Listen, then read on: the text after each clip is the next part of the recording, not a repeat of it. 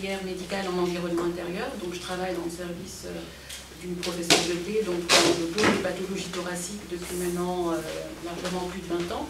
Et la finalité de cette fonction, c'est d'aller au domicile des patients qui ont une pathologie respiratoire liée à un polluant de la maison. Donc nous, on va, quand le logement est conçu, quand les gens y vivent déjà, et lorsqu'ils ont des polluants qui sont plus ou moins importants dans le domicile, et on essaie d'évaluer cette pollution et surtout de proposer des solutions pour y remédier.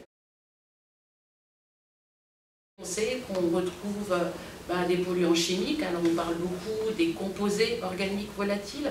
Vous connaissez peut-être le formaldéhyde, le benzène, le toluène, ces polluants qui sont émis par des matériaux qu'on a chez soi, tout ce qui est vous voyez, le mobilier aggloméré, les sols stratifiés, les isolants aussi, les peintures, les habitudes aussi qu'on peut avoir. On sait que les gens, dès que vous fumez, forcément, ça fait exploser ce type de polluants.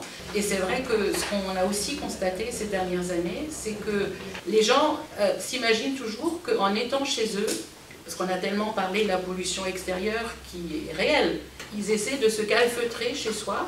Et c'est vrai que les fenêtres double vitrage, vous voyez qu'on a ici, alors il y a des entrées d'air qui normalement devraient être réglementaires. Donc ça c'est hyper étanche. Si on n'ouvre pas ou si on n'entretient pas le système de ventilation, c'est clair qu'il n'y a aucun renouvellement d'air qui se fait et la concentration de la pollution est d'autant plus importante. Donc vous voyez, on constate un ensemble de choses et donc on essaie par les visites qu'on fait d'y remédier.